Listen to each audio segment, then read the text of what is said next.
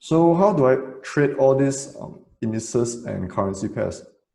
Many people actually thought that I trade the future contracts, but I actually don't trade future contracts for the stock market indices. I trade contract for differences. There is a very significant difference, and I will go through step by step. So this CFD, what is it all about? It's actually a form of derivative, and it's a very highly leveraged product. It allows margin trading, so you only need a very small amount of deposit to trade the whole full contract. But with leverage, obviously there's more risk. This contract for differences, how does it really work? Let's say, for example, for futures, we have a stock exchange, which is Hong Kong. Like I mentioned before, we have their own stock index, which is the Hang Seng Index. So the index itself is actually non-tradable. That means the Hang Seng Index or the stock index is non-tradable. So every single country's index is actually not tradable. But what makes it tradable is every single country's, their stock exchange, the one who controls their stock exchange. For example, Malaysia, we have Bursa Exchange controlling the KL Stock Exchange. For Hong Kong, we have Hong Kong Exchange. So all of them came up with another derivative product called the Stock Index Futures, which is actually like Hang Seng Index Futures. We have KLCI Futures. Those are the ones that are tradable. The prices are based off the Hang Seng Index. But to trade all of these futures is actually very expensive. The amount of capital you need to trade these futures is just ridiculously high for some people.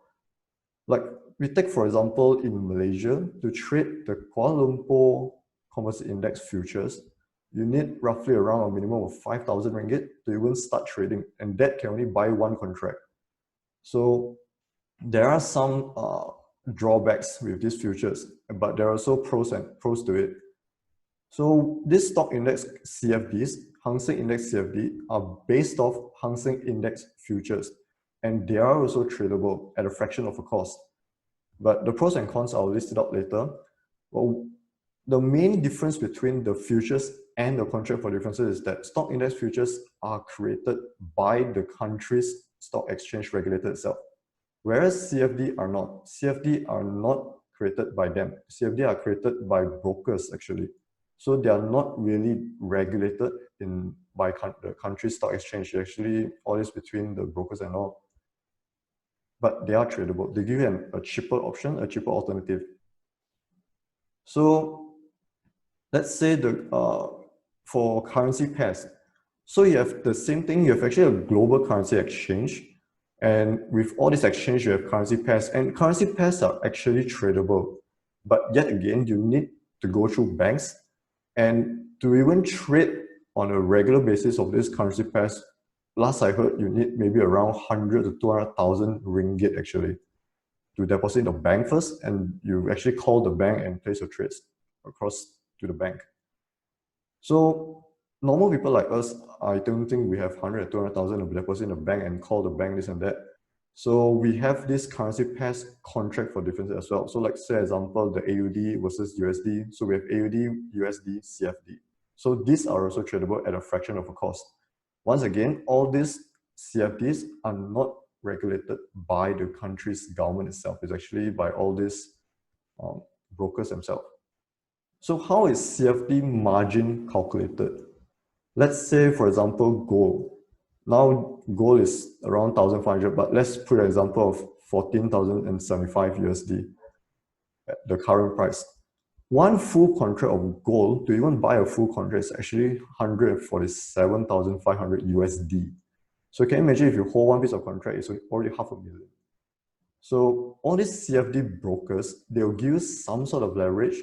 Like for example, the broker that I use, Pepperstone, gives a leverage up to 1 to 500. There are brokers outside who give up to 1 to 1,000, 1 to 1,005. There are brokers like this.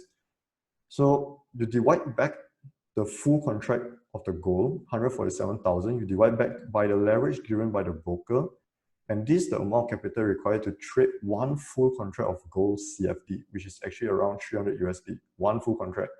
Can you see the difference? CFD is 300 USD and one full contract is close to 500,000 ringgit. So this is where all this margin thing and all this less deposit, that's what attracts people to trade CFD in the first place. So what are the pros of trading CFD itself? Like I said, very minimal deposit needed. You can actually open both directions simultaneously, long and short, at a given time for any single instrument. What do I mean by this? If you have traded futures, you cannot hold a long position and a short position both at the same time. You have to close either one and hold either one direction only. You can have multiple long positions, but not both directions at the same time. Whereas CFD allows you to do that. And it's actually easily accessible. You can find an online CFD broker anywhere on the market, online and this and that. And the registration to open an account is actually very simple. Everything is done online. You don't have to sign any documents and all. But to open a futures trading account, you have to go through checks. You have to open some sort of a CDS account with the respective government. And it will take some time for them to even cross-check here and there. By the time you open, maybe it's like a 3 to 5 business working day, this and that. So it's not really that instant, and it's not very efficient. So that's the pros of trading CFD. But there are also cons of trading CFD. With leverage comes risk. The higher your leverage, the higher your risk.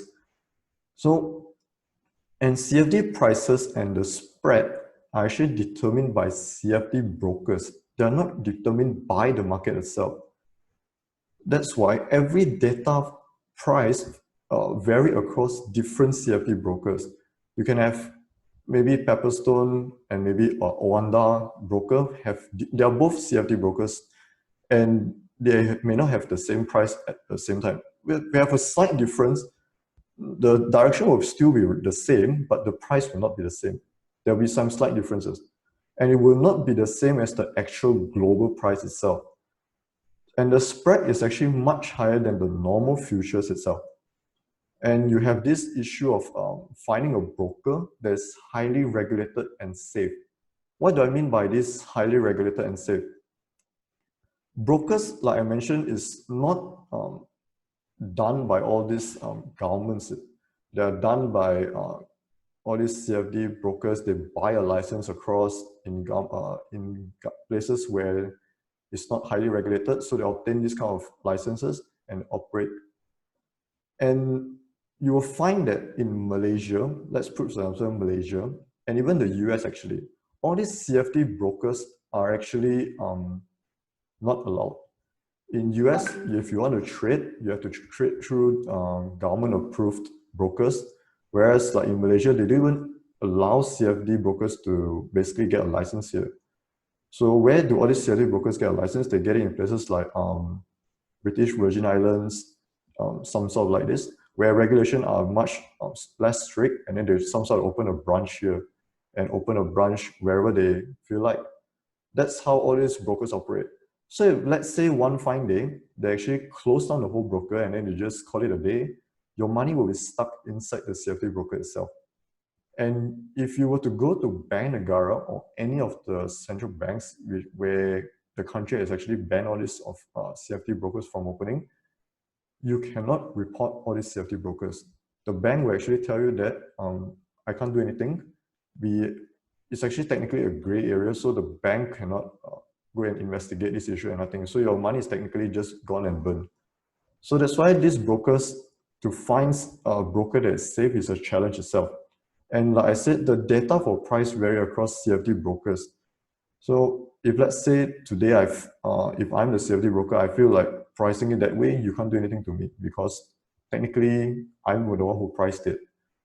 That's why you have a problem finding a very reliable broker in the first place. So these are the pros and cons of trading CFD. So let's compare futures to trading CFD itself. Let's say Dow Jones Index futures, the bid price is 20,000. The ask is maybe around 20,001. So the spread between the bid and the ask is actually around 1.0. Whereas Dow Jones Index CFD provide the price data provided by all these CFD brokers. The bid can be maybe 20,015 and the ask is 20,058. So the spread is actually 8.0. You will see that why I put it that way. So generally, CFD pricing will always be higher than the actual futures pricing, and the spread will definitely be wider than normal futures. Yes, some CFD brokers, they actually put a fixed spread, but most don't. Whereas Dow Jones Index Futures, yes, you have 1.0 is maybe not so common. Maybe you have like 2.0, 3.0, but it will never be as much as the index CFD itself. But like I mentioned again, why do I trade CFD and not futures? Because first, to even trade Dow Jones Index Futures, I need to technically open a US broker account. I need to transfer my money across, and then they need to send their form, legal form and all, and then I need to sign it back and then submit back online or some sort of like this. And the cost, the amount of capital minimum to do it is ridiculously high in the first place. So I could do index CFD maybe for 1,000 USD or maybe 100 USD. It's technically up to you.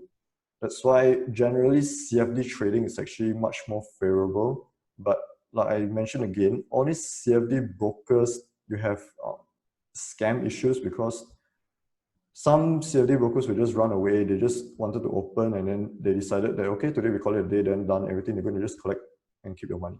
So you will never get it back anymore. So this is the major differences between trading futures and trading CFD products. So these are the kind of things you technically need to know.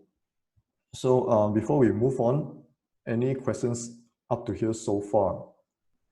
Okay, so why the quotes? Sean asked why the quotes are higher.